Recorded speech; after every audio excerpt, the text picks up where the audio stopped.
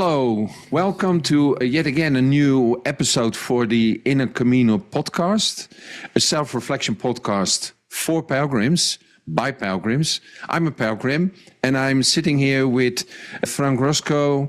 I hope I pronounce your name correct, Frank. He's also a pilgrim, so it is indeed for pilgrims, by pilgrims. Frank, I'm really excited to have you in the podcast.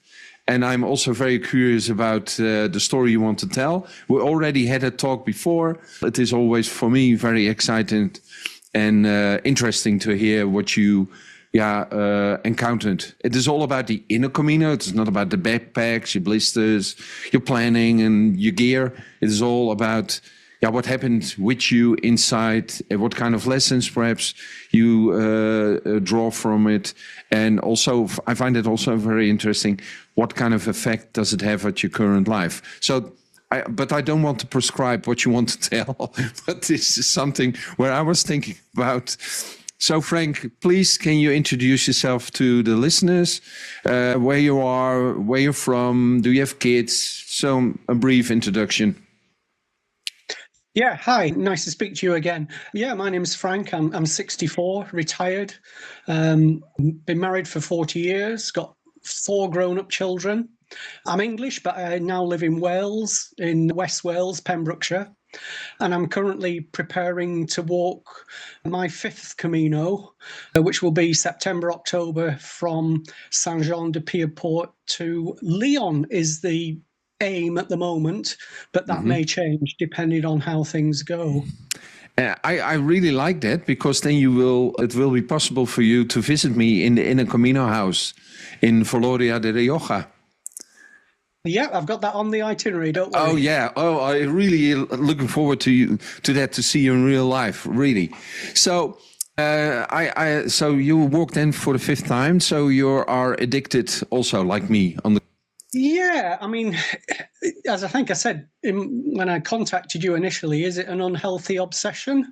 I've moved away from that now. I don't think it is. I think, well, if I tell you how I got there, I did see the film The Way many years ago. I'm not saying it inspired me, because I'm not even sure I knew it was a real thing. I think it was just a good film that I watched. So I didn't come away from that thinking, oh, I've got to walk the Camino. But really, what happened was my sister did the last 100 kilometers from Syria, and then my daughter did a couple of short Caminos, and she suggested that we did a sort of family Camino. So in 2023, my wife, myself, my daughter and her partner, we did the English way from Ferrol in northern Spain down to Santiago, which obviously is just over the 100 kilometers. And that really caught me, and that's what I think got me started.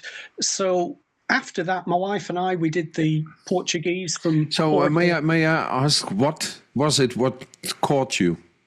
I think it was just this idea of a challenge, of being together in a small group and meeting other people.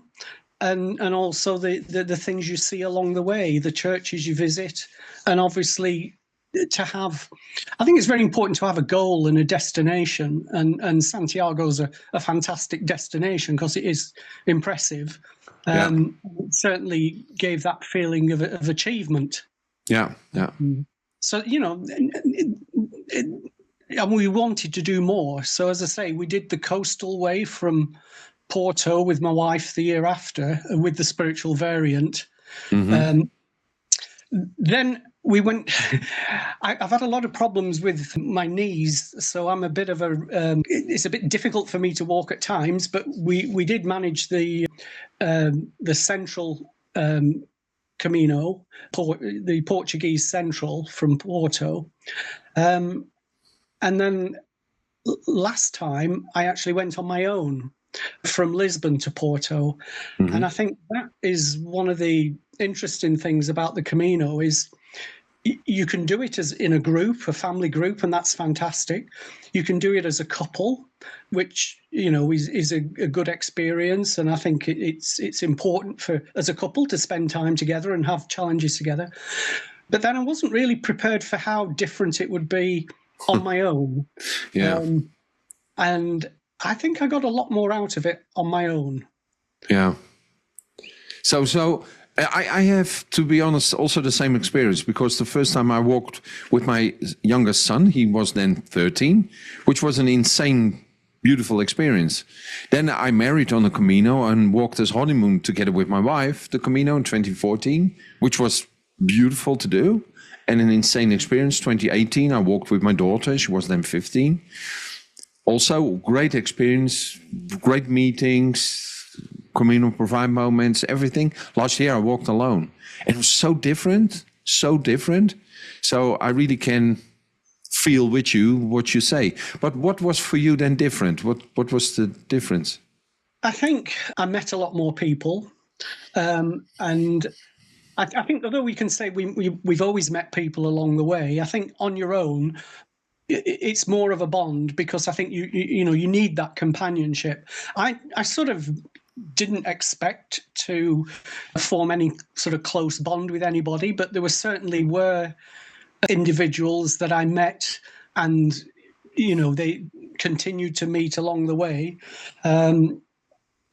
But also the time I spent on my own, because there were times that I had hours and hours on my own, and that's something I'd not really done for a long time. And I think it's interesting. You don't know when you meet someone if they're going to be significant or not. Yeah. You meet someone for a couple of minutes and you think, oh, I'll never see them again, never see them again. Yeah. And yet, in actual fact, you end up spending days with them, meeting them frequently. And then, when you have to split up because they're doing different stages or you have different goals, it's quite a wrench, really. And you're suddenly, oh, I'm back on my own again. Yeah. That surprised me, because, I mean, I think you talk about synchronicity, these sort of moments where, something happens and it all comes together, and some people call it the Camino provides or whatever. I just think it's interesting that you just don't know which moments are going to be significant along the way. Yeah. The people that you meet, who are going to be. Again, people call it the Camino family. I would just say, who are the people that you're going to see regularly and form a bond with? But you do, inevitably. Yeah. And that's what I found different on my own, was there was a lot more of that. Because I think you're in a group of four, you're a little capsule, you're in, you're self-contained. And if you're in a couple, you're also, I think, less likely to. We do interact with other people, but it's different. Yeah. I'm totally with you. I experience exactly the same. And for me also, in all four the Caminos, so with my kids and my wife and alone, you meet people, and like you said, you actually don't know if you will see them ever again. And then suddenly you start to build a bond because you meet each other again, and then you think, oh, I never see them, and you see them again, and it happens a couple of times. And then suddenly you indeed don't see them again. Yeah, but that's then unexpected. And for me, sometimes it was really painful, like losing a family member or something. That's why I really can understand when people say the Camino family, because how was that for you? Yeah, definitely. It was a wrench when we had to separate. I mean, I sort of became part of two different groups, and also walked, I think, for 2 or 3 days with one individual. And we didn't plan to walk together. We set off together and we just never parted for 3 days. It was just really weird. We got on well. And I think, sometimes you think, well, is this a hike, or is it, what's the difference in it just being a walk or a hike? I know that if I wanted to go for a hike or a walk, I could go lots of different places that are much easier. Yeah. And I wouldn't be walking 10, 15, 20 kilometers a day for 20 days. Yeah. And it wouldn't be the same challenge. But I think on the Camino, the people you meet, there is this common bond. A bit like I'm ex-military, and I think it's almost a bit like that, where, in the military, you can go anywhere and you've got the uniform on and you're automatically part of the military family, whether you know other people or not. And I think the same on the Camino. you just become part of that group and you're accepted, and there's no questions asked, and it's something that just is there. I think one of the things that interested me was when I got to Porto at the end of my solo Camino, I had a few hours to kill. And so I was hanging around the cathedral because I knew there'd be pilgrims there, and you can just chat to them. And, Yeah. there was a young guy who had just finished his Camino and asked me to write in his journal. And there were other people who were carrying on to Santiago, and that was great. And then I went to get my stamp at the cathedral office, and there was quite a long queue. But I joined the back of the queue, and I was surrounded by tourists. And it just didn't feel right. These people were not my people. I wasn't part of them. So I left the queue and I waited till there was a group of pilgrims at the back and joined them. But interestingly enough, they were the people who were starting their Camino. And you could tell the difference in the way you interacted with them, because there was no immediate bond of, oh, we're on the Camino. They were just starting. So they were sort of, who's this strange guy who's talking to me as if he's my best friend, Oh, yeah. Because you started in Lisbon and ended in Porto, and they start in Porto going to Santiago. Yes. So they hadn't got this. I don't know. It was a definite feeling that they hadn't got into the pilgrim mode. Yeah. Which I thought was it was quite interesting. That, the difference in people at the start and the end of the Camino. Yeah. I mean, it's not. Yeah, I don't know why it's got a pull. It's just. I was thinking it's not changed my life, I don't think, but it has become part of my life. Yeah. And I think it's not obviously not a one-off for me, and I think for some people it is. It's a bucket list, it's a tick in a box, it's a challenge, it's a hike or whatever. But I think there are a lot of people on the Camino for whom it's just one of many rather than a one-off.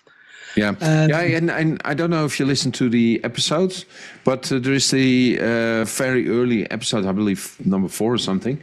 That's William from Boston, and he really went on as a retirement gift for himself, as a holiday, walking the Camino, and then we met each other, and we ended up in a mass with a monastery with nuns, and we were both crying like babies. And the whole Camino changed there for him from a holiday type of thing to something else. And I've seen happening that quite a lot, to be honest. But also some people who are so focused on the bucket list and having the kilometers per day. And people also have, so pilgrims have judgments about that they are still rushing and not actually moving into the space of pilgrim, but more in the space of achievement. And pilgrims tend to have a judgment on that. And I always say, everybody walks his own Camino. And if they come back one day, it could be that they walk a totally different Camino, which fits better with what the other pilgrims say a Camino should be. But at the moment that they just rushing it and doing 30, 35 kilometers per day and all that kind of stuff. And I see them all, not so much here in a Camino house, to be honest, sometimes. But I also noticed, I heard from other pilgrims that they say, the first time I was just rushing and I do my targets. It's just not so easy to get that out of your system straight away. I think certainly, our first Camino was all organised for us by our daughter. Then I booked everything on the second one. Then we got down to booking it day by day. And obviously on the last one, I didn't book anything ahead, really. And I mean, apart from, I think it's important to have a destination. You've got to have a goal, something, and I want it to be something significant. So Santiago's good, Porto's good. I'm aiming for Leon this time, but it might be Burgos, I don't know. But I think you want to have that sense of achievement. And I do think you do want to push yourself. So, I mean, I would have a sort of this time I'm going to have an itinerary that I'm not going to necessarily stick to rigidly, but something that will enable me to feel that sense of achievement and to push a bit as well. Okay, so that's really interesting what you say now, because with all the 4 Caminos I walked, I never had a goal. And I also didn't want to push me. So, and the only thing I did in the first Camino, I started sharing, and it became a habit. I still do it because of that. I started sharing my walking because I knew that there was a big risk I would break off because I was not a hiker and didn't walk so much. So I used it as a stick to continue, because then I needed to say on public, hey guys, I need to stop because of whatever. So, but I didn't have that. So why is that for you so important?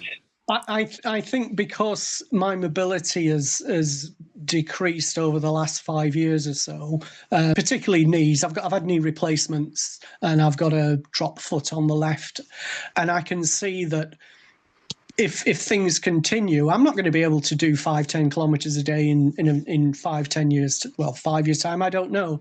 So I just feel that I want to do as much as I can while I can, in a way, sort of defying or not accepting that I am more limited. And I know that's not the way I should approach it, but that's the way for me, Yeah. Everybody walks his own Camino. Yeah. So, yeah, that's really interesting. Yeah, I just noticed the difference because for me, it was last year I was starting my 800 kilometers. I was quite in despair, actually, because I just retired, didn't know what to do with my life anymore. It was more like, oh, okay, I walked the 800 kilometers. I have something to do. Like that. And everything changed. Completely everything. So, yeah. So there was a result there as well. Yeah, really interesting. Is it also because you were military that it's still a part of your habit? No, I don't think that's the case. I think it's just purely I don't want to accept that I'm not as mobile as I used to be. Yeah. I used to run. I can't run anymore, but I've always been a keen walker. Yeah. So no, I don't think it's to do with the military. No, it could be. So you're planning to do next year from Saint Jean? No, this September in September. Yeah. So uh, and how many kilometers a day do you think you can walk then? I'm hoping 2025. Okay. 20. Wow. Which was what I was doing from Lisbon. So, I mean, at the moment, I do walk 5, maybe 10 a day. But obviously that's without hills. Hills are another challenge that I don't really have.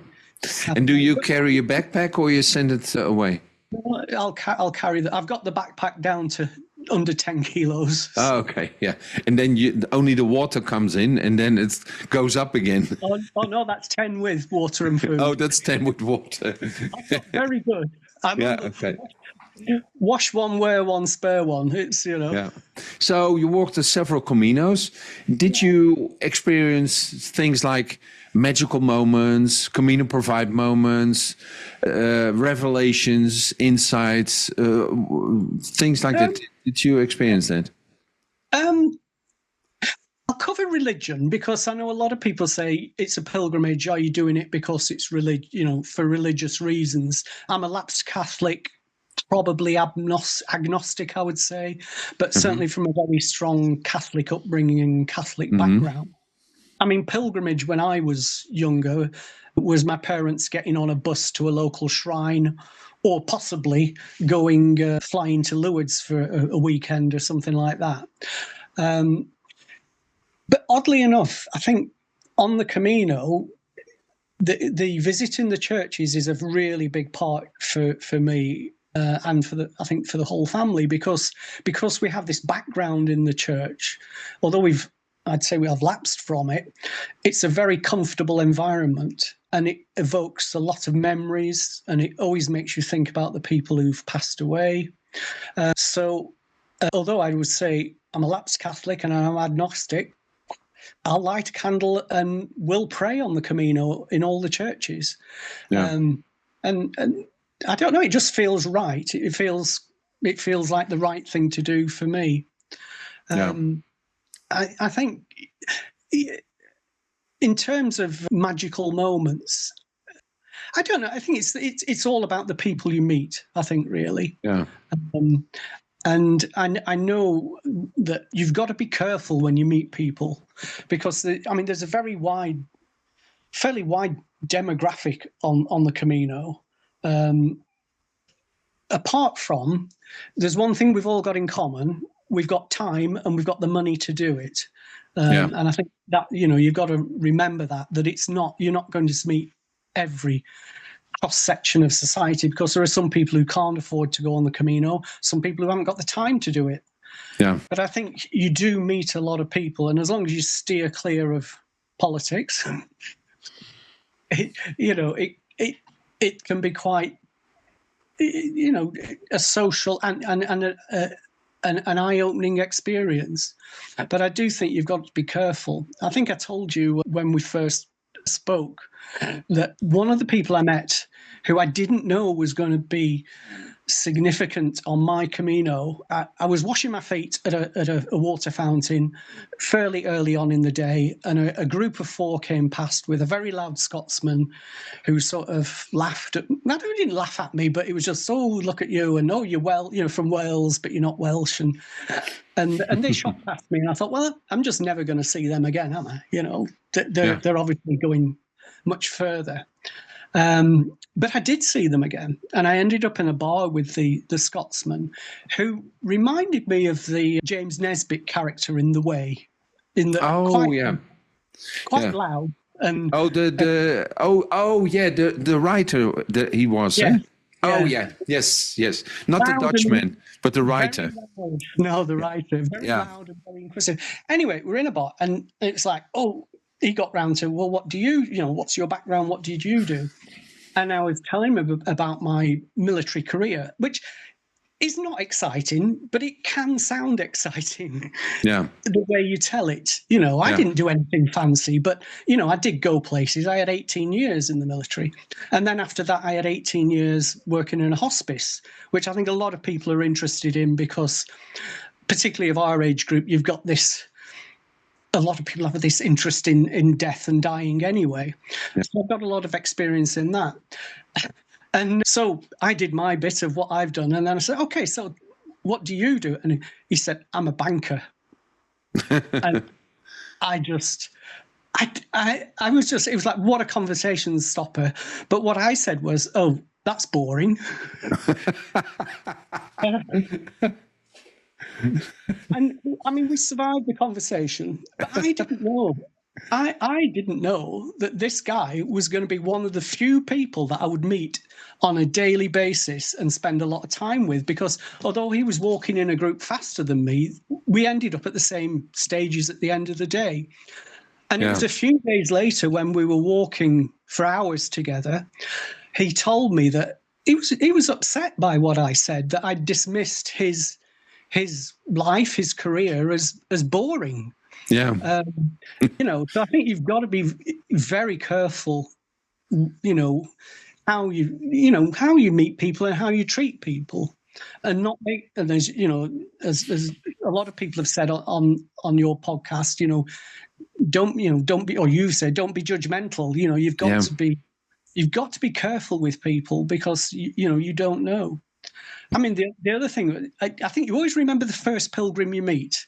Yeah. And when I walked out of Lisbon, I was a good hour and a half, maybe 2 hours on my own before 2 pilgrims came marching past me, really fast, big backpacks. And they were just tick. And it was like, never going to see them again.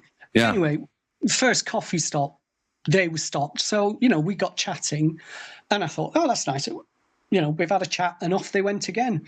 But in actual fact, there were another, couple of people that I met frequently in the first 10 days and, had meals with. And we ended up having to part company at Melhada, which is the town where they do the suckling pig. So we had a fantastic meal, said goodbye. but that was, again, people that you initially meet and you think never going to see them, and you meet them again. So things like that. I think it's all about the people. It's about the people you meet, but then when you're on your own, I think it's about, oh gosh, what goes through your head. I think the interesting, if you walk for 8 hours or 6 hours on your own, I think for a good 2 or 3 hours, your brain just doesn't know how to stop. It just goes on and on and on. Got to think about this. Got to think about that. Got to think about this. But I think then you eventually reach a point where you've just thought too much, and you just stop thinking, and then you get almost like in a zone of calm, peace. I don't know what it is, but it's just as if you've worn your brain out and your brain's having a rest. And I think unless you spend those hours on your own, it doesn't happen. I'm hoping this is what's going to happen on the Meseta, because I'm told, that's what happens. It's a bit like when I used to run, very occasionally, and I mean once or twice, you'll be in the zone where you feel you can run forever, and it's not a chore, it's not hard, it's really easy. And I think when you walk a long distance walk, I think you can also get in a zone where walking is easy. You just want to keep going. Your brain and your mind is in the right place, and it I don't know. It just gives you a lift, and it makes you feel good. It really feel good. And for me, it didn't last for long. I'm not saying it lasted for hours. Maybe even 15, 20 minutes, where you just, it's great, it's right, and that's what you want to do. So I thought, I think it's going to be interesting how, having had the experience of walking on my own, to go back to walking with someone. And obviously I want to walk with my wife. That's not a problem. I think it's really important that we do something together like that. But I just wonder if we can if this time maybe we won't be as joined to each other at the hip, shall I say. Oh, you walk with your wife this year all together? Yes, I'll be walking with my wife. I mean, I did meet 2 sets of people who were on the Camino together, but would not walk together during the day. So they would meet up in the evening. I think 2 of them were brothers and 2 of them were friends. But they said, no, we don't walk together. We go our separate ways during the day. To be honest, when we married, so we were freshly married, and then you want to be together. We never went into dormitories. We always booked a room. You don't want to go in a dormitory when you're just married. So we did that. But the thing is that we have different speeds. So it was a bit difficult to walk together, because then you need to walk faster, and the other time you need to walk slower. So we ended after very quickly, actually, that we say, okay, we just walk, each his own speed, rest moments, and this is the goal where we go today. And it was really free. And it could be that we ended up having something to drink and eat in the same place, but it was not always by design that we planned it that way. It was more like that she was stopping there and I came there and we had a chat, and then we continue walking again. And for what I remember from that is that it was so liberating, free, because we were together, but totally free. Yeah. I think the other thing about walking with someone, or, whether it's a partner or in a group, 2 people can be walking the exact same route on the exact same day, and they'll have a totally different experience. Yeah. I know when I was getting to Porto, speaking to someone who would walk the same route as me and hated it and said every day was horrible. And I'm like, but what about when we went through the forest? What about when we were along the river?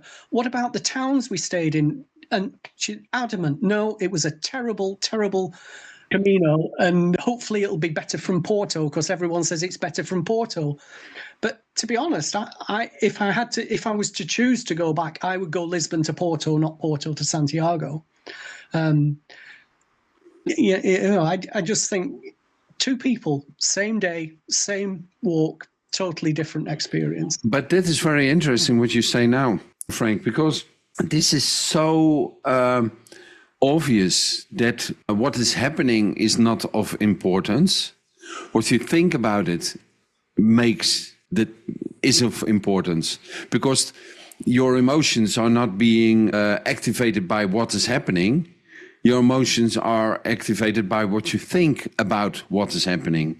This is such a good example, because you were both walking the same track. You find it beautiful. She had other thoughts, or he had other thoughts, and a completely different experience.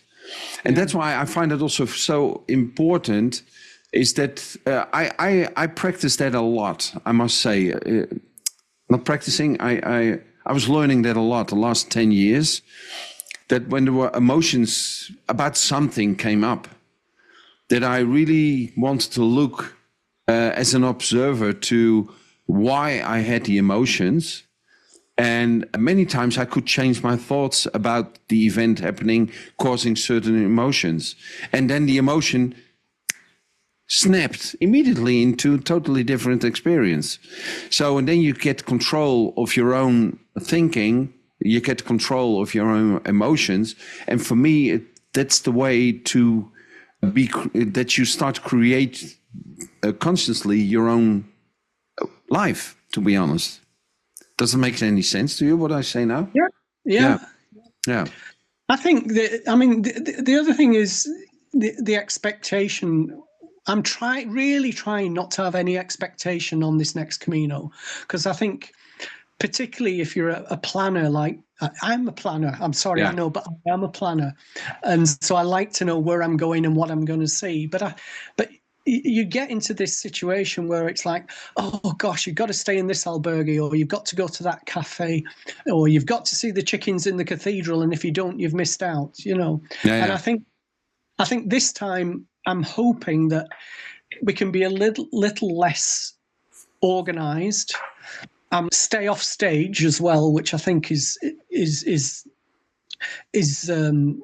different, and also that does then leave you open to more spontaneous moments. I'm so not in favor of the stages, because what I see is that the start ending points of a stage are overpopulated with pilgrims. It becomes there very commercial then in these spots, and which is fine in itself, but it's not what I search. And it is also, for many people, the stages are just too long. But they feel, because why do you walk and follow a stage? Because it gives you a sense of security and safety. And then you know what is going to happen and that everything is okay. And that's why we follow the stages. But if, like me, I discovered last year that I cannot walk days in a row 20 kilometers a day. I needed to go down to 15, and then the stages doesn't fit anymore, because they're all around between 20 and 30 kilometers a day. So I went totally outside of the stages, and it was such a different experience, because you don't pass these small villages, you stay in these small villages, and it is really a different Camino what you walked in, and So I think So I was just going to say, I think the reason the stages obviously are important is we've all, unless we're lucky like you and live on the Camino, we've got to reach our end point to get our flight home. So there is a deadline in a way. And I know I can take a bus or a train or whatever, but I'm still at the stage where I really want to do the walk. I understand. But my contingency would be, if I can't make it to Leon, I'll go to Burgos. I'm sure I can make it to Burgos. But I think that's where the stages come in, because if you have a limited time, and you've got to get, life goes on, you've got to get your flight back, then the stages become more important. But I do understand what you're saying, and I think staying off a couple of times I've stayed off stage, it's made a big difference. So I had last year a big fight with myself, because I noticed that I cannot walk days in a row 20 or more. I needed to go to 15 down, which was a big thing. And I also noticed that I could do that 5 days in a row, and then my body needed a rest. So I tried one day. That was not enough. I discovered 5 days, 15, 18 per day was okay, and my body needed 2 days rest. So, and then I had a fight again with myself, because I knew I needed to do 2 days rest, but suddenly I had a time constraint. Because when I was decided last year to walk, I thought, okay, I do September, October, I have all the time. But just before that, I found an albergue which I wanted to take over. And somewhere mid-October, suddenly I had business appointment with the current owner. So suddenly I had time constraint. And I noticed that I needed to go down and not walk more than 5 days in a row. Oh man, that was a that was a fight. You cannot imagine. From Lord of the Rings, Gollum talking with himself. I call them golden moments. There was a lot of fight in my head. But finally, what I did, I stayed in a place one day, which I scheduled anyway, like Burgos or whatever. And then the next day I took the bus. And I did then the bus for 15, 18 kilometers, as if I was walking. And then suddenly the whole thing changed, because I still could meet my rhythm I needed, but I was also taking care of my body. My body, not my body, but my body. Yeah. So, and man, that was a fight to get there. But at the moment that I was in that space, it felt so good, because I listened to what my body told me to do, and not what my brain thought I still should be able to do. And I learned also how difficult it is to take care of yourself. Really? I'm still fighting my body. Yeah. I don't want to accept that I can't walk 20. I know it's wrong. I know I shouldn't do it, but I don't want to accept that I can't walk 20, 25. And then when you get lost, you walk 33, so. Yeah, exactly. And that's why I'm always having the app and my charger with me. I walked so many times wrong. And I said, okay, that I don't want to do anymore. So I use Gronzo Maps, or one of the apps, to really track where I am. I don't want to walk an extra kilometer or two. And, I just it remind me, last year I came into the city Sahagún. That's exactly halfway between Santiago and Saint Jean. You can also get a special halfway Compostela there if you go to the church. So, and I was there on the terrace, and I was sitting there with some pilgrims I didn't know. And there was a guy next to me. He was in his 70s, and he was Scottish, by the way. And he told me that he was already resting there for 3 days because he had a very severe case of shin splint. So I asked him, how many kilometers a day do you walk? And he said, 30, 35, 35, something like that. So I looked at him and I said, why do you walk so many kilometers? He said, I'm 73 or whatever, 74, and I'm not old. I still can do this. I said, but now you have shin splint. I said, but I just rest a couple of days and I can continue walking. I said, okay, makes sense. How much kilometers will you walk then? If it gets better.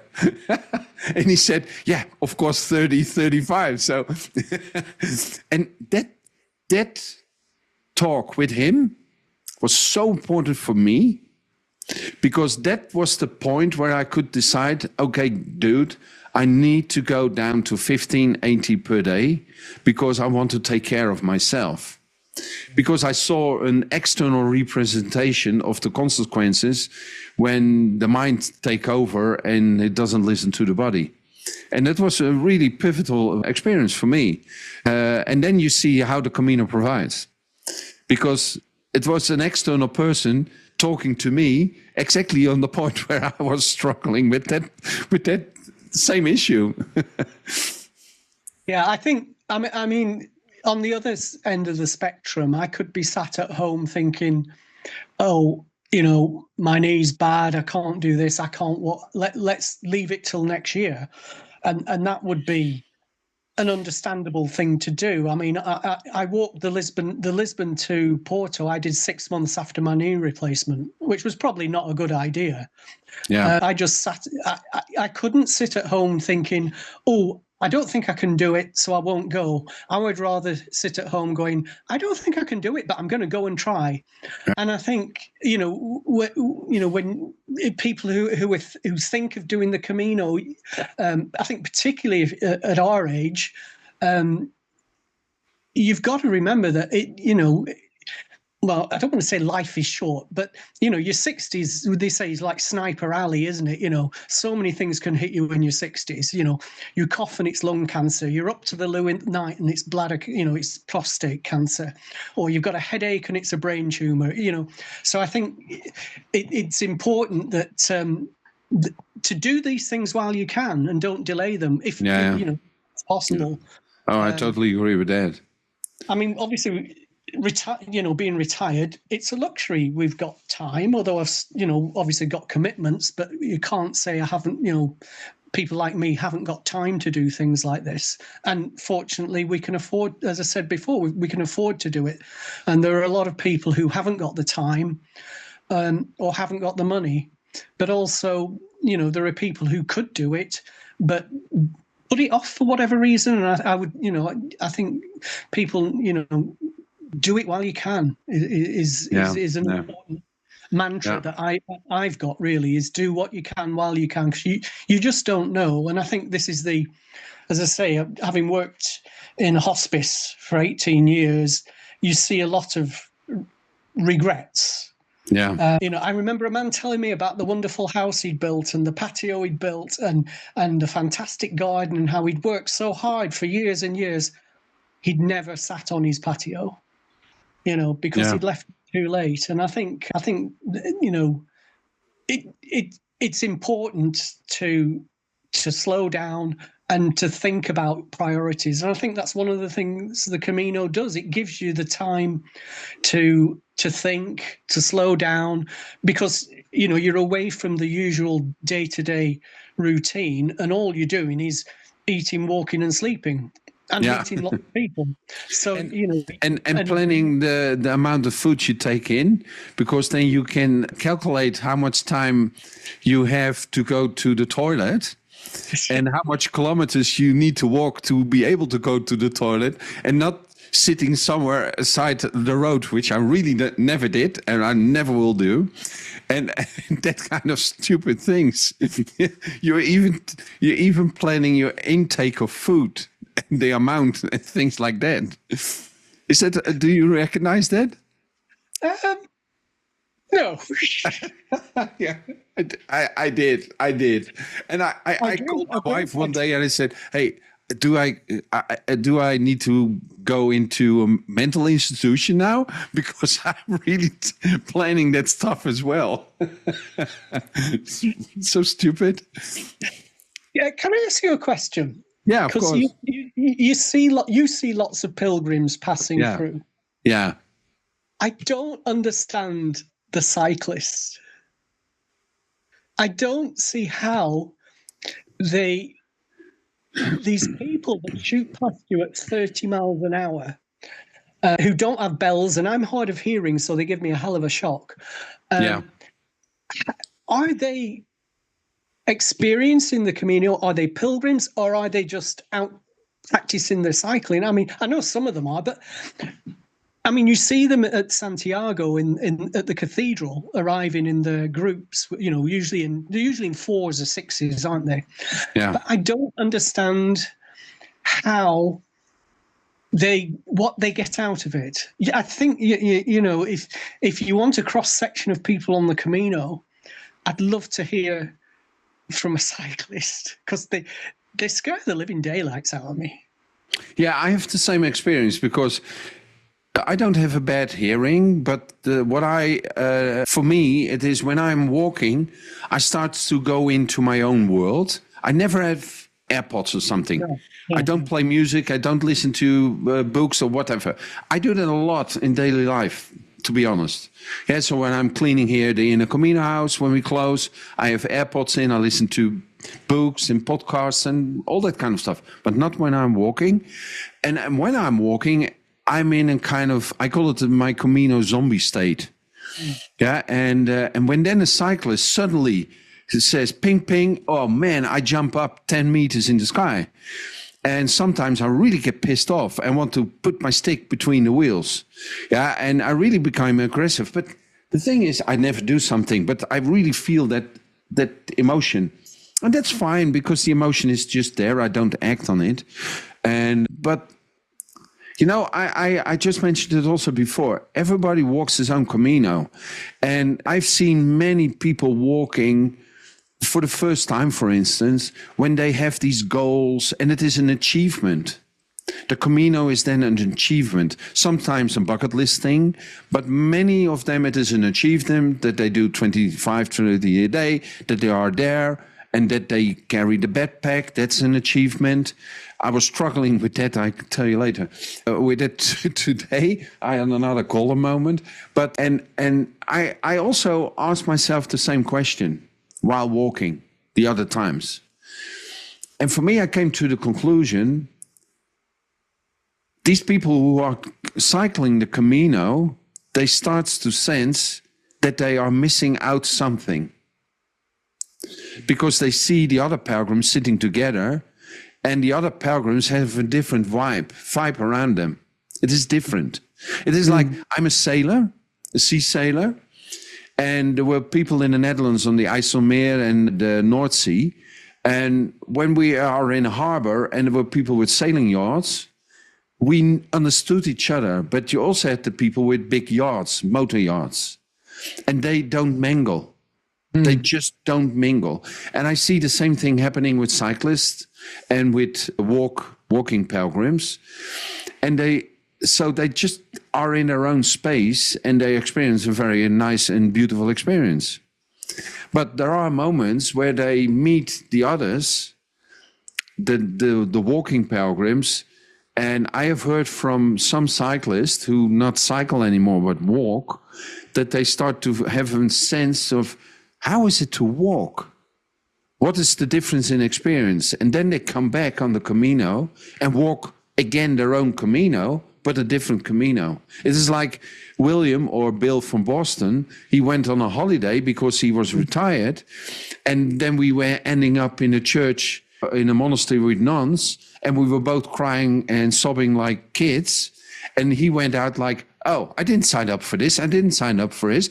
And his whole Camino changed in a split second. So so the first Camino, I really was wondering. The second, I was wondering. The third, I was less wondering. I became more and more aware that sometimes you need to grow into the walking pilgrimage.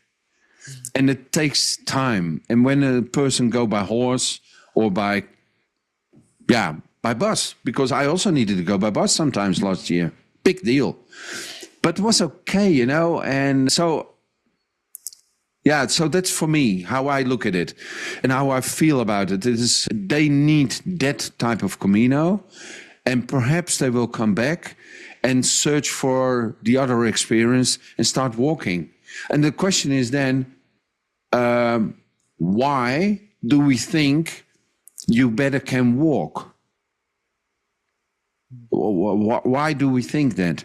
Do you have an idea? So why do we think that we should walk? I don't see how you can interact with your fellow pilgrims if you're on a bike. I just don't get it. I think you know, if you ask me what is the most important thing about the Camino, it's the people you meet along the way. Yeah, but there's also what you also said, that the bikers are mostly in groups, minimum of 2. Yeah, so it is like when I was walking with my kids, I was always with 2. Like you also said, you still interact with the other pilgrims, but it is totally different when you walk alone. I have 100% the same experience. And the bikers, they are minimum 2. Most of them, I see groups of 4. Yeah, so they are, I call them a bubble. Yeah, a bubble, yeah. Moving on the Camino. But the thing is, when I walk alone on the Camino, I'm in my own bubble moving on the Camino. Mm. And the thing is, if you're in a bubble with 4 pilgrims walking together, biking together, let's say that's the purple bubble or the pink bubble, no, purple bubble, and I'm walking alone, and I'm in the green bubble or yellow. Yellow is my favorite color, so I'm in the yellow bubble, and then I look at the pink bubble and I think, oh no, I like the color yellow much better, and the other way around. So which is good and which is not good? Because if we ask ourselves that question, there is a very subtle judgment in it. Mm. Yeah, because it should be better perhaps to walk, but I don't know, because I never biked the Camino. Mm. So and that's why I last year for me it was so clear, so deeply clear, not only cognitive but really deeply clear, that really everybody walks his own Camino, and it has a meaning for that person at that time, and a meaning I will never comprehend and not know. Mm. And then later, perhaps they walk and then say, oh, wow, this is a totally different experience. I would never do the Camino on a bike. First, I hate biking. I'm a Dutchman. I believe I'm the only Dutch person in the world who hates biking.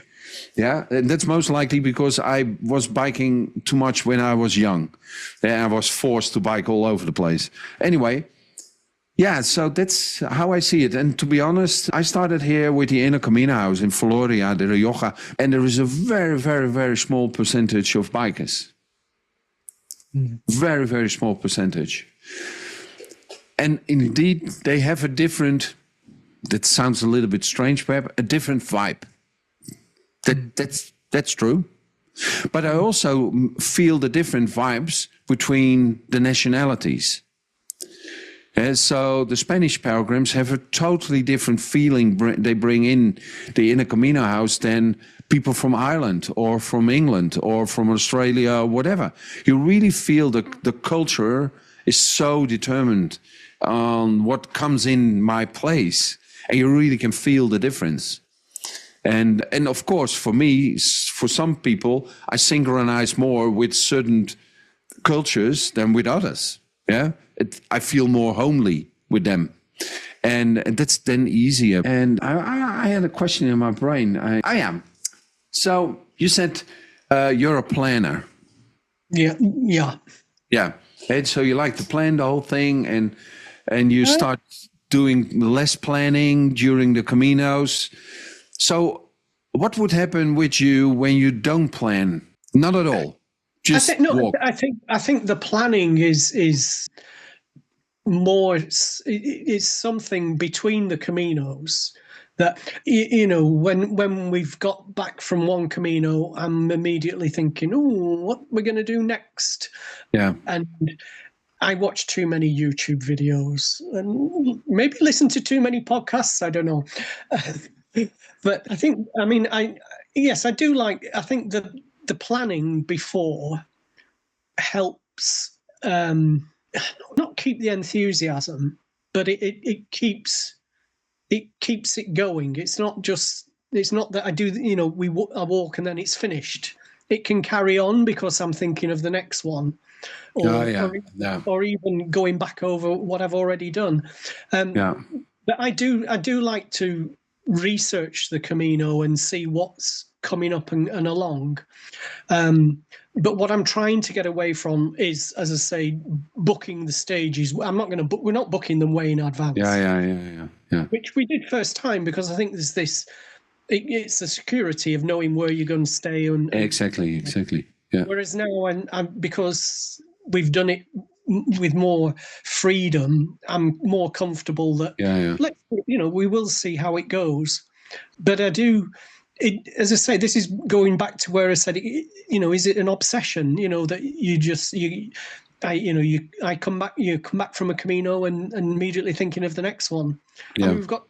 And I'm already thinking that if I make it to Leon in March next year, can I carry on from Leon? So it's already in my mind what's going to happen next year. And we've also penciled in It's just going to be. We've penciled in a week of the Via Francigena with my daughter again, and also an English pilgrimage route in September next year, which is a 1 week going round staying in churches. Yeah. So I think, as I say, it's going back. It's not changed my life, but it's certainly become a part of your life. Yeah, but now I understand also more what you mean with planning, because actually last year when I decided to walk from Saint Jean, I was totally busy with planning. It is like in Germany. I lived 16 years in Germany, by the way. In Germany, they call that Vorfreude, the fun you have before you start. Yeah, and you're already walking the Camino, although you're not walking the Camino. Yeah, okay. Yeah, and that is the longing of the Camino, and that's now it becomes very interesting. For me, I don't know for you, but for me, then I think, why do we want to go back to the Camino every time? What is it? What pulls us back to that space? Do you have an idea? No, I can't. I can't really explain it. I mean, obviously, you enjoy it, but it's not the enjoyment of a holiday. It's the achievement. It's I don't know. It's the atmosphere, the achievement that you want to go back to. But what atmosphere? What is that? I don't know. So what is the difference with daily life and on the Camino then, the atmosphere? I think it's simpler. I think it's not an escape, but it's definitely, living or having an experience of a simpler way of living, getting away from the daily routine. Again, the people you meet. You see some beautiful places, but it's not a holiday. I mean, if as you know, there are some horrible stretches on horrible roads, and it can be raining all day, and that is not fun. Yeah. But even though it's not fun, you get a lot out of it. Well, I get a lot out of it. Yeah. It just feels good to do. But I couldn't really put my finger on why exactly what it is. Yeah, because I know in the meantime when people, so the first Camino for me was 2013 after watching the movie The Way, by the way. So I'm now planning to watch the movie The Way, My Way, the Australian movie. Yeah. But anyway, I was walking and I came back and people, friends of me in Germany or Sweden where I lived, they sometimes said, yeah, I want to walk the Camino. And then I said, uh-oh, you sure? And they all asked me, why? I said, if you go once, you're hooked. You go again and again. So that was the first thing. And I also made myself a lot of thoughts. But why? What is it that I want to go back? And what is it why we can connect so fast with totally strange people from different backgrounds? The one is a CEO of a company. The other one is whatever. It doesn't matter. And you have the same fast connection, and when you lose each other, it hurts like hell. And I thought, well, what is it? And I don't know if it's true. Yeah, this is just my conclusion. But what I draw as a conclusion is that we meet each other and we don't have expectations and we don't have judgments. So if we have an expectation, then we also have a judgment, because if somebody doesn't meet the expectation I judge. If they do meet the expectation, I also judge, because then I say, hey, that's nice. It is a judgment. So if there is no expectation, there is no judgment. And then you bypass suddenly all these things which polarize the world immediately. And immediately in one go. And then suddenly people turn into caretakers for each other, loving creatures, loving beings who take care of each other without asking, giving what they have to support another person, and the other way around. And I came, because of that idea, that conclusion, I came to another conclusion, and that you can discuss about that. But I now say, when you walk the Camino, you experience normal life. When you're back home, you experience daily life, which is totally different. So that's for me, how I put, my conclusions to that. And again, it's just me thinking about making that. That's my explanation of something I really cannot explain, to be honest. I don't know. There's certainly a bond between the pilgrims. I mean, the number of times I sat down on my own and people would come up to me asking, am I all right? Can we do it? And no, I'm just having a rest. But because I was on my own, people seemed to zero in on me specifically. I think if you're in a group or a couple, then people will, they won't do that. But if you're on your own, people did. I think maybe there are two types of people who do the Camino. I think there must be a large group of people who do it as a one-off, a tick in a box, a bucket list, and that's it. And I'm not knocking that, because I think it's an experience that if people have, that's great. And I know there are people who maybe don't, start the Camino and pack it in because it's not for them, and that's okay. But then I think there's this other group of people like us who you do it once and you're hooked. Yeah. And I now even live on the Camino. I never guessed in my whole life that would happen.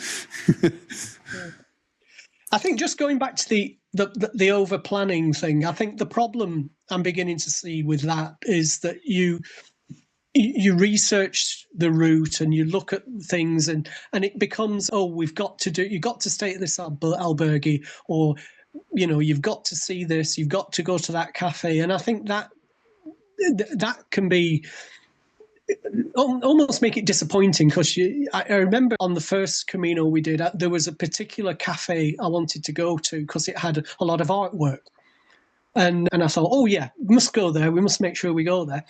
We walked straight past it, and I was really disappointed because it was somewhere I wanted to go. And also, I mean, we have stayed in the must-stay albergues, and I'm not knocking them. We've had great time, and they've been very entertaining. But I still feel that to expect these things beforehand is not the way to go, because it just may not happen. And it's often, like you say, it's often the spontaneous and unexpected things that are better. So I'm trying to get away from it. I mean, I do know there are things along the way that we're going to do in September. You are on the list. Don't worry, you're on the list. Perhaps you just pass it and you think, oh, bollocks. But I'm going to try and not make it that we have to do this and we have to do that.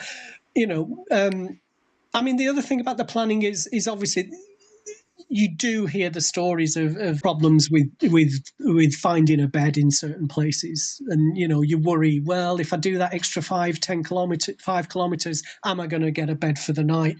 And so you don't, or I don't know. I'm going to play it by ear, but I can understand why planning is a good thing for some people, and it has been for me. But I'm really going to try and do less planning, be more spontaneous, and just see how it goes. But obviously, that's easier to do when you're walking on your own. If obviously walking as a couple, you've got to compromise in some areas on how far you're going to go, what sort of accommodation you're going to accept.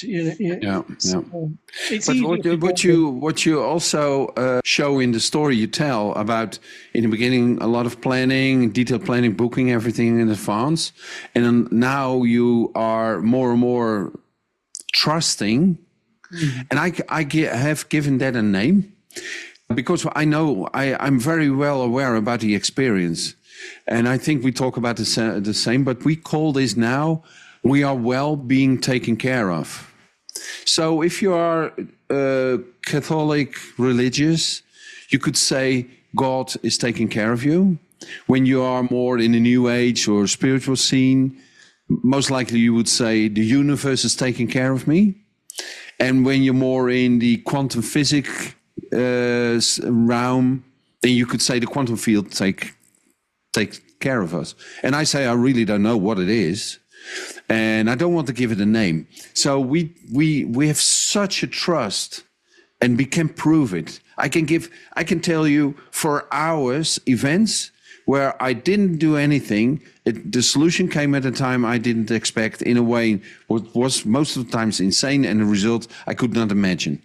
So I can go on with that. So there's so much trust in the meanwhile in me that I really can relax in not knowing.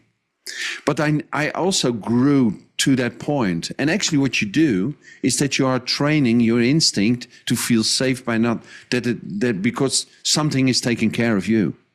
So in the beginning, I also was planning everything. Yeah, and I started to plan less and less and less. And that you hear a lot from other pilgrims. And actually what we are doing, we are programming our instinct, reprogramming our instinct, securing our instinct. Hey, dude, it's fine. We will find a place to sleep. But in the beginning, it will say, no, I don't believe it. But then you send them a lot of proof after so many Caminos, so that your instinct cannot say anymore that doesn't work. And then you can relax and start letting it more go. And that's how I look at the whole thing with planning. And that's why I ask you the question, why do you plan? And actually you say the same. It is, you feel more safe when you plan. And now you know you will be safe, so you still feel safe when you're not playing. But it takes time. Yeah. It will be. I think it's going to be an interesting one for me. Yeah. Hey, so I have 2 questions left. And the first one is, I did a post, and that's why you reacted on Facebook. There were already 52 participants on the podcast doing interviews like we do now. And I was totally flabbergasted about it. I had no clue how fast it will grow, if it will grow altogether. There are now already 70 people. So, and my vision to have 365 episodes so you can listen every day to a podcast starts to become reality. Perhaps I'm totally flabbergasted still. So you saw most. I believe you saw that thing in Facebook, and there you reacted on. I thought, yeah. So what was it? What made you make the decision to say, "Oh, I want to participate on the podcast"? Why do I want to do it? Something I've never done before. I'm a great believer that you try different things, but also I am very enthusiastic about the Camino. And as I say, it was going through my mind at the time, as I said in my initial contact with you, is it an unhealthy obsession? Am I just too obsessed with it? Because I've watched too many videos, and I do, I've looked at, a lot of planning, and so it's sort of think, is it too much? Maybe, I don't know. I don't know, but as I say, I think I've changed now already, in that I'm thinking it's not an unhealthy obsession. It's just become part of my life, and that I think, I've got this, September Camino planned, and I'm sure I'll be doing at least a couple more next year as well, and I hope maybe for years to come. Yeah. So and why? Okay, so. You said, okay, I never did this before. I want to try it, and so that was the trigger to say, okay, I want to participate. Yeah, but plus also, I mean, I listen to other people on podcasts, yours and other podcasts, and I find them interesting most of the time and informative. So, why not join in? Exactly. If you don't join in, you never know. Exactly. And what I hear here in a Camino house when the pilgrims are here, I tell them about the podcast, and so many times people say, yeah, but I have nothing to tell. So many times. And I always say that's not true. I mean, my hesitancy would be that I'm not particularly religious, unless I'm on the Camino. And also, I'm not I wouldn't say a touchy-feely, the word touchy-feely? I'm not very, when people, I'm not one that talks about Camino family or what's the other word? I'm trying to think of the other word. The Camino provides. Yeah. Yeah. I mean, I understand the concept, but I don't see it like that. So I would say I'm definitely a pilgrim. I'm not a walker. I know that. But I'm not. The hesitancy in participating was, I thought, well, listening to the other podcasts, people have spoken very deeply and spiritually and emotionally. And I know I'm more practical. I'm the planner. But I do think that my impression was that you want a cross-section of pilgrims. And, Yes. and in that respect, we've all got a story to tell. And, I don't think I mean, banker aside, he wasn't boring, but I don't think I've ever met anyone who's boring and hasn't got a story to tell. Yeah. So, hesitant I was. But, I think what you're trying to do is get more people to participate. And so I think the people who maybe think they don't have a story, there's no harm in giving it a go, because you don't have to go through with it. No. As you've said, if I don't like what we've come up with, you won't publish it. Because if you don't like it, I will not publish it. Yeah. So I think, maybe people who are hesitant, give it a go, because and the thing is that, and what you also say, for me, all the stories are important. Spiritual stories, religious stories, bucket list stories just about the structure. It really doesn't matter, because everybody walks his own Camino, and everybody gets that out of it. And I like the phrase, the Camino provide what you need and not what you want. And every person, also the cycler and the person who is rushing over the Camino to get the achievement, they get what they need and not per se what they want. And I like that so much, because in that phrase, because it makes everything possible. There is no judgment. There's no expectation. And it means that you can really be who you are on the Camino. So that's why when a person say here to me, oh yeah, but my story is not so important, so that's totally BS. Really. Yeah. Every story has its own depth. And always, I know, I did a lot of coaching of groups. I am an IT dude, but I also walked on the path of applied psychology. So I did a lot of workshops and all that kind of stuff. And I noticed, for instance, that people who were not presenting themselves in a workshop were learning a lot by looking at other people's and another person doing something. And this is here the same. You listen to the stories, and sometimes a conclusion comes, an insight comes, which from a person you would never expect where you get it from. So that's why when the podcast becomes homogeneous, so more of the same, then it becomes more and more risky that you can get ideas and new insights, because you hear all the time the same story. Yeah, and I love it. I love all these stories. Yeah, and really, and it's really, it's for me, it is so great to hear them. So before we close this episode, Frank, is there one thing you really want to say to your, I don't want to say Camino family, but to your fellow pilgrims, or to be pilgrims? Is there something you really want to say? This I need to say.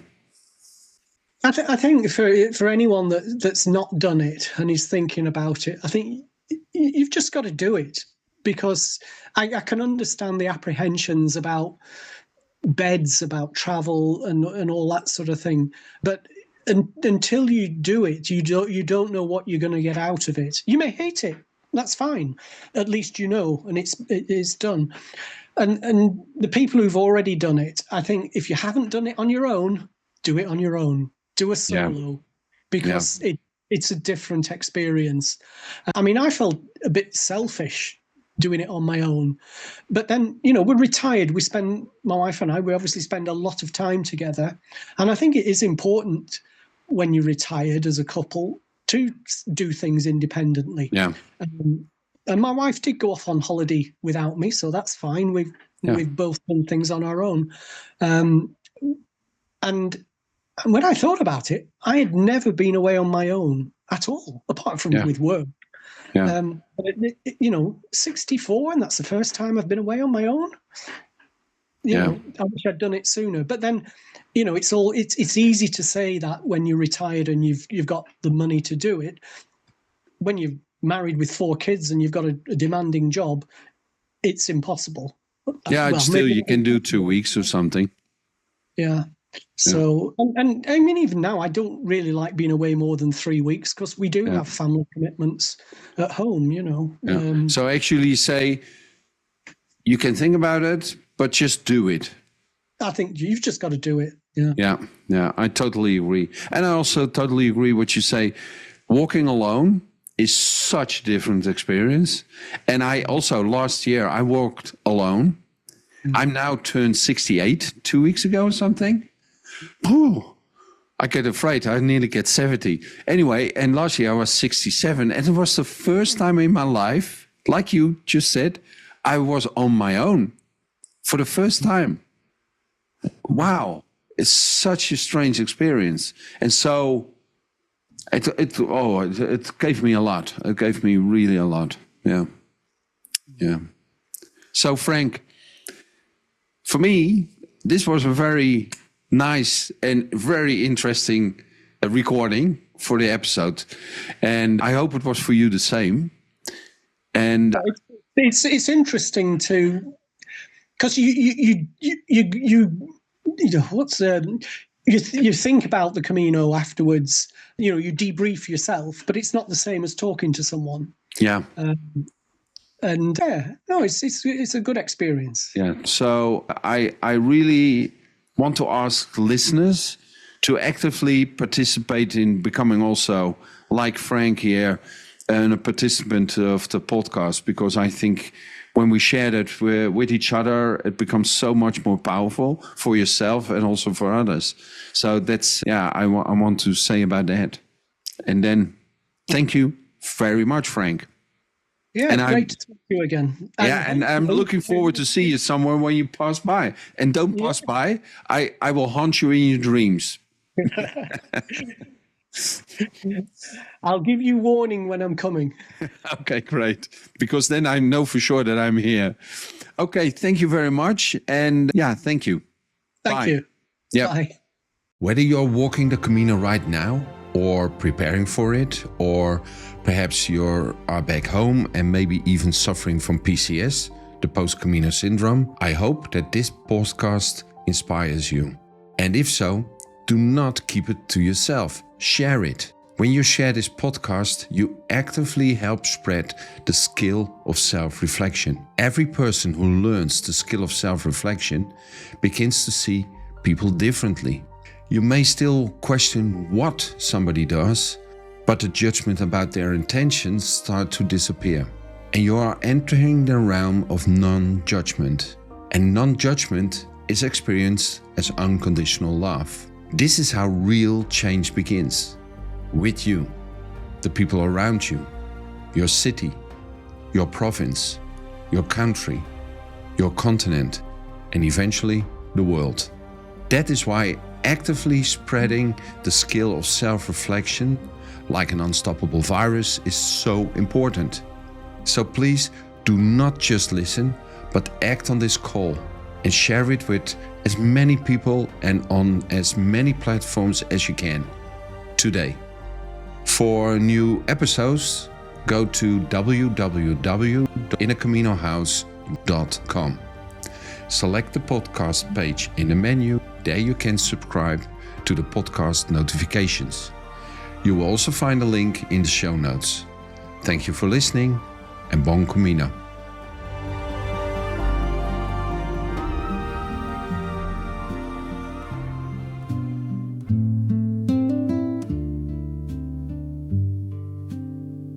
Dust on my shoes, salt on my skin, maps in my pocket, stories tucked in. found your small door, paint cracked by the sun. You smiled and you said, here, the walking is done. In a Camino house, where the road sighs out, hang your pack, let your shoulders drop, let the day pour out.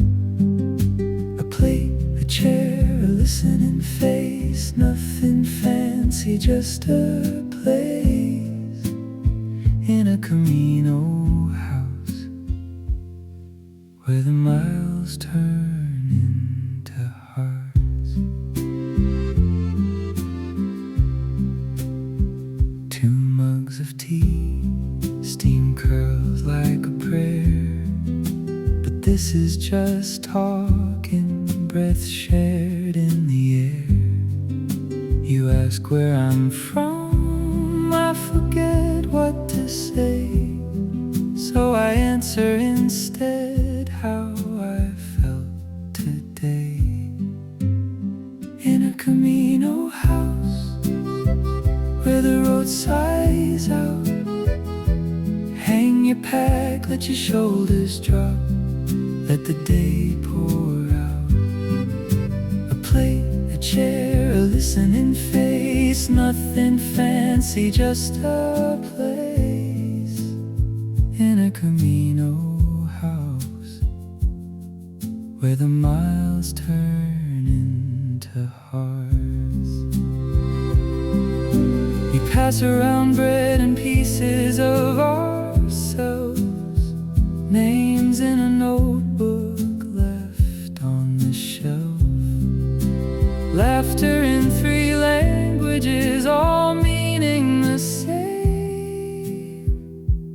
I see you, I'm with you, you can rest your name. Oh, in a Camino house, where the road sighs out, hang your pack, let your shoulders drop, let the day pour out.